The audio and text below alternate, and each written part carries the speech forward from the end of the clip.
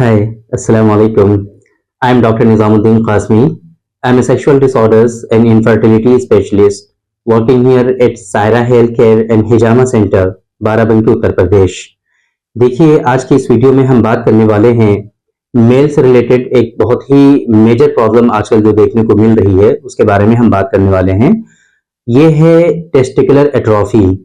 जो खुसियतैन होते हैं आपके, जिसको हम लोग यूनानी सिस्टम ऑफ मेडिसिन में खुसियतैन के नाम से जानते हैं, या फिर आयुर्वेद में लोकल लैंग्वेज में इसको हम लोग अंडकोश के नाम से जानते हैं। ये हमारा जो स्क्रूटम होता है, नीचे का जो पार्ट होता है जिसके अंदर ये दोनों खुसिया या फिर दोनों टेस्टिकल जो है होते हैं। अगर इनका साइज कम हो जाए, अगर इनका साइज छोटा हो जाए तो इसकी वजह से क्या परेशानियां होती हैं। इसी तरीके से इनका साइज छोटा क्यों होता है, मेन इनका फंक्शन क्या है।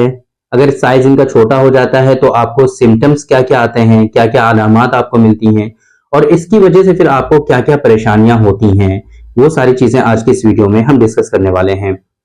देखिए, टेस्टिकुलर एट्रोफी जो है ये बहुत ज्यादा इंपॉर्टेंट है बेसिकली हमारे सेक्सुअल डिसऑर्डर्स में भी, क्योंकि इसकी वजह से बहुत सारे सेक्सुअल डिसऑर्डर्स भी होते हैं। और जो मेजर इशू है इसका जो लोग फेस करते हैं वो होती है इनफर्टिलिटी। क्योंकि जिन लोगों में टेस्टिकुलर एट्रोफी हो जाती है उन लोगों में बहुत ज्यादा कॉमन है कि उनको इनफर्टिलिटी हो जाए। बेसिकली इनफर्टिलिटी के कॉजेज में से एक कॉज उनका टेस्टिकुलर एट्रोफी भी होता है। और बहुत सारे पेशेंट में जब इनफर्टिलिटी होती है, कंसीव नहीं होती है उनकी वाइफ, बच्चे नहीं होते हैं, तब जाकर के जब इन्वेस्टिगेशन कराया जाता है, इवेल्युएशन उनका होता है, तब जाके ये कंफर्म होता है कि इनको टेस्टिकुलर एट्रोफी है। मेनली बहुत ज्यादा ऐसे सिम्टम्स भी नहीं आते हैं कि जिसकी वजह से लाइफ का जो रूटीन है वो डिस्टर्ब हो, लाइफ स्टाइल में कोई प्रॉब्लम आए, ऐसा होता नहीं है जनरली अगर टेस्टिकुलर एट्रोफी होती है तो। लेकिन इसकी वजह से जो मेजर सिम्टम्स आते हैं, जब वो चीजें होती हैं तब जाकर ये चीजें डायग्नोस होती हैं, या उससे पहले कोई परेशानी इतनी ज्यादा होती नहीं है तो फिर इन्वेस्टिगेशन भी लोग नहीं कराते हैं। इससे पहले कि हम बात करें इसके कॉजेस के बारे में, सिम्टम्स के बारे में, ट्रीटमेंट के ऑप्शंस के बारे में, उससे पहले हम आप लोगों को बता देना चाहते हैं कि ये जो डिजीज है, चाहे वो टेस्टिकुलर एट्रोफी हो या फिर टेस्टिकुलर एट्रोफी के कॉज में एक चीज आएगी जिसको हम लोग वेरिकोसील कहते हैं।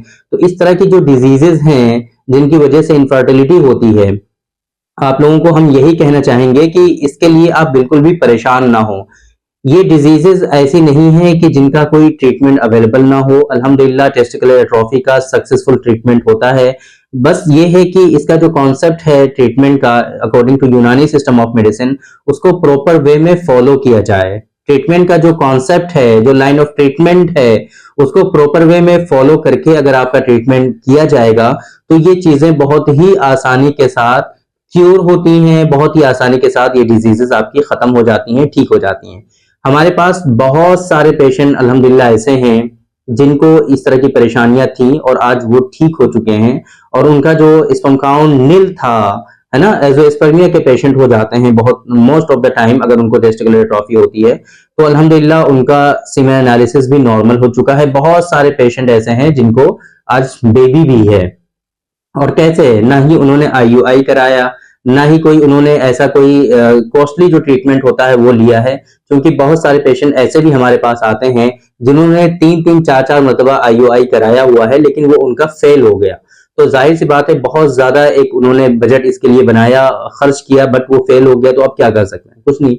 लेकिन मैं रिकमेंड इसीलिए करता हूं कि आप डायरेक्टली इस तरीके के जो कॉस्टली ट्रीटमेंट है उसकी तरफ आप जाइए ही मत। जब इनका हर्बल मेडिसिन के थ्रू सक्सेसफुल ट्रीटमेंट अवेलेबल है टेस्टिकुलर एट्रोफी का, तो आप क्यों आईयूआई के चक्कर में पड़ते हैं। आप एक मतलब इसको थोड़ा टाइम दीजिए, सब्र के साथ करिए, आसानी से ये डिजीजेस आपकी क्योर होती हैं और इनका सक्सेसफुल ट्रीटमेंट अवेलेबल है, अल्हम्दुलिल्लाह हो जाता है। तो घबराने की कोई जरूरत नहीं है, ठीक है। और हमारे पास अल्हम्दुलिल्लाह बहुत सारे पेशेंट की ऐसी रिपोर्ट्स भी हैं जो ट्रीटमेंट से पहले उनका नील था स्पर्म काउंट, और आगे चल करके जब उन्होंने ट्रीटमेंट लिया तो कैसे उनका स्पर्म काउंट इनहेंस हुआ धीरे धीरे करके, और आखिर में चल करके उनका वो नॉर्मल हुआ और बाद में बेबी भी हो गए। हम सोच रहे हैं कि आगे की कुछ वीडियोस में हम डिस्कस करेंगे, आप लोगों को बताएंगे, उनकी रिपोर्ट्स के बारे में हम आपको शेयर करेंगे। और बहुत सारे पेशेंट ऐसे हैं जिनकी रिपोर्ट्स हमारे पास अवेलेबल हैं, तो उन रिपोर्ट्स के बारे में आप लोगों से डिस्कस किया जाएगा अगली कुछ वीडियोस में। तो उम्मीद है कि आप लोग उनको पसंद करेंगे, और इसलिए अगर आपने इस चैनल को अभी तक सब्सक्राइब नहीं किया है तो सब्सक्राइब भी जरूर कर लें, ताकि ये जो इंपॉर्टेंट वीडियोस आपको मिलने वाली हैं वो आप तक मिलती रहे आपको, और उनसे आप फायदा उठाते रहें। तो चलिए शुरू करते हैं आज की इस वीडियो को और बात करते हैं टेस्टिकुलर एट्रोफी के बारे में।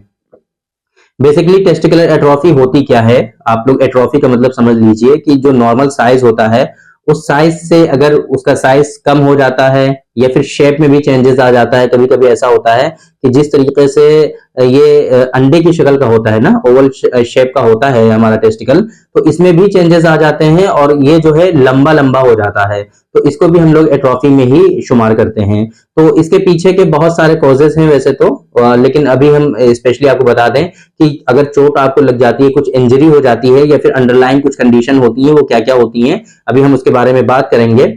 और इसी तरीके से कुछ केमिकल का अगर एक्सपोजर हो जाता है तो इन तमाम सूरतों की वजह से किसी शख्स में टेस्टिकुलर एट्रोफी हो जाती है। अगर हम इनके सही से बात करें कि किन किन लोगों में टेस्टिकुलर एट्रोफी होने के ज्यादा चांसेस होते हैं, तो ये समझ लीजिए कि एक इन्फेक्शन होता है ना, वायरल ऑर्काइटिस भी कह सकते हैं या बैक्टीरियल ऑर्काइटिस भी, दोनों तरह का ऑर्काइटिस होता है। टेस्टिकुलर इन्फ्लेमेशन हो जाता है, ये वायरस की वजह से भी होता है और बैक्टीरिया की वजह से भी होता है। फॉर एग्जाम्पल, अगर ये वायरल ऑर्काइटिस होता है तो आमतौर पे ये मम्स की वजह से, जैसे मम्स का इन्फेक्शन होता है बच्चों में, तो उसी वक्त ये इन्फ्लेमेशन हो जाता है और वायरल ऑर्काइटिस, और फिर उसकी वजह से आगे चल करके उनको टेस्टिकुलर एट्रोफी होती है। उनके सिम्टम्स भी बचपन में ही देखने को मिल जाते हैं।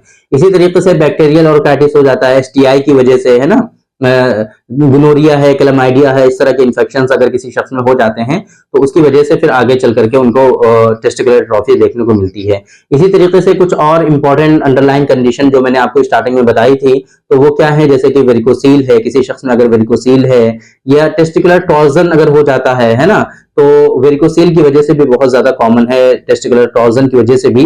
इस तरह की जो डिजीजेस हैं ये काफी ज्यादा कॉमन है कि उनको टेस्टिकुलर एट्रोफी हो जाती है और उनके जो टेस्टिकल्स हैं उनका साइज छोटा हो जाता है। जो लोग बहुत ज्यादा अल्कोहल कंज्यूम करते हैं, है ना, ड्रिंक करते हैं, तो उन लोगों में इस तरह की चीजें आगे चल करके होती हैं। उनका जो है टेस्टोस्टेरोन का लेवल भी कम हो जाता है। सिम्टम्स की अगर हम बात करें तो जाहिर सी बात है, मैंने आपको बताया था कि बच्चों में भी इस तरह के इश्यूज होते हैं। तो पहले हम बात कर लेते हैं बिफोर प्यूबर्टी के सिम्टम्स क्या क्या होते हैं इसमें। तो आमतौर पे बिफोर प्यूबर्टी के अगर हम सिम्टम्स देखें तो उनका जो फेशियल हेयर का ग्रोथ है वो काफी ज्यादा कम हो जाता है या फिर होता ही नहीं है। फॉर एग्जाम्पल, ऐसे लोगों में, ऐसे बच्चों में क्या होता है कि दाढ़ी मूछें जो है नहीं निकलती हैं इतनी आसानी में, बहुत ज्यादा परेशानी होती है, फेशियल ग्रोथ नहीं हो पाती है, फेशियल जो हेयर हैं उनकी ग्रोथ नहीं हो पाती है, दाढ़ी मूछें इस तरह की प्यूबिक हेयर जो होते हैं, है ना, वो भी नहीं निकलते हैं उनके, या फिर बहुत कम उनकी ग्रोथ होती है। मसल मास उनका जो है प्रॉपर वे में डेवलप नहीं होता है। इस तरह की परेशानियां उनको देखने को मिलेंगी, है ना। उनका जो प्राइवेट पार्ट है, बहुत इंपॉर्टेंट चीज है ये, जो उनका प्राइवेट पार्ट है ना, जो पेनिस है, उसका साइज बहुत तेजी के साथ बढ़ता नहीं है, साइज उनका छोटा ही रह जाता है। वो उनका साइज तो खुद का बढ़ता रहता है, लेकिन पेनिस का साइज बहुत केसेस में ऐसा होता है कि नहीं बढ़ता है। तो ये जो है कुछ सिम्टम्स देखने को मिलते हैं बिफोर प्यूबर्टी, सिन्ने बुलूगत से पहले की एज में जो है इस तरह की चीजें देखने को मिलती हैं, बिफोर प्यूबर्टी जिसे हम लोग कहते हैं। आफ्टर प्यूबर्टी की अगर हम बात करें तो उसमें भी इस तरह के सिम्टम्स देखने को मिलेंगे। उनके जो टेस्टिकल्स होंगे काफी ज्यादा सॉफ्ट महसूस होंगे, बिल्कुल उनको दबाने से भी वो दब जाते हैं, इतने ज्यादा सॉफ्ट हो जाते हैं, बिल्कुल छोटे छोटे से टेस्टिकल्स उनको देखने को मिलते हैं। इसी तरीके से मैंने जैसे कि आप बताया कि उनके जो फेशियल हेयर हैं वो डिक्रीज आपको मिलेंगे, बहुत ज्यादा दाढ़ी मूंछें उनको नहीं होंगी। इसी तरीके से प्यूबिक हेयर भी उनके काफी ज्यादा कम होते हैं। टेस्टिकुलर एट्रोफी तो होती ही है उनमें, और इसकी वजह से जो सबसे ज्यादा कॉमन है वो है इनफर्टिलिटी।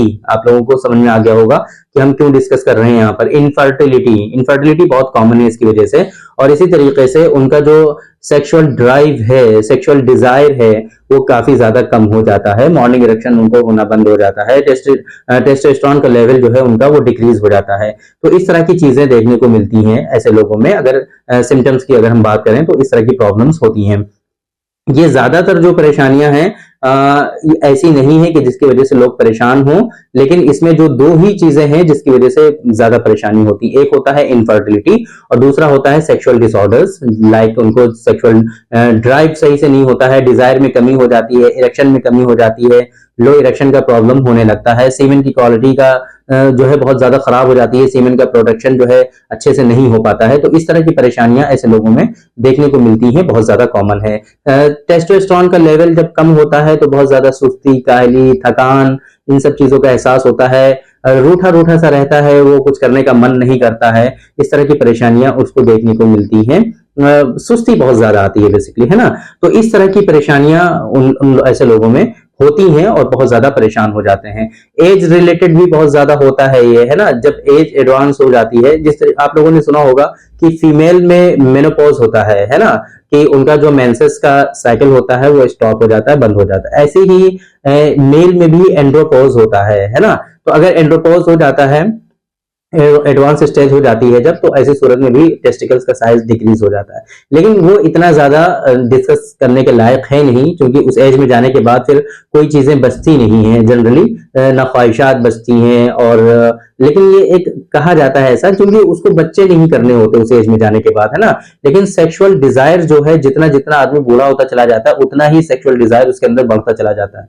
इसी वजह से हम अपने पेशेंट्स, जो यंग पेशेंट हमारे पास आते हैं, उनको अक्सर हम ये रिकमेंड करते हैं कि आप आज ऐसी गलतियां मत करिए कि जिससे चल करके आपको आगे पछताना पड़े। इस वजह से अगर इस तरह की आपको परेशानी हो तो फिर आप जो है प्रॉपर वे में इसका ट्रीटमेंट करिए।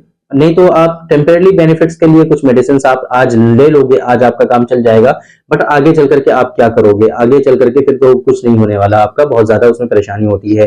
तो जब भी आपको इस तरह की कोई भी परेशानी हो, चाहे सेक्सुअल डिसऑर्डर्स हो, इनफर्टिलिटी से रिलेटेड प्रॉब्लम हो, तो आप वेल क्वालिफाइड सेक्सोलॉजिस्ट और इनफर्टिलिटी स्पेशलिस्ट जो डॉक्टर्स हैं, आप उनसे कंसल्ट करिए, उनसे मशवरा करिए और उनसे ट्रीटमेंट हासिल करिए। उनको पूरी इंफॉर्मेशन दीजिए, आप अपनी हिस्ट्री दीजिए, उसके बाद ही जो वो मेडिसिन आपको एडवाइस करेंगे वो आप ट्रीटमेंट लीजिए, वो आपके लिए बेहतर होगा।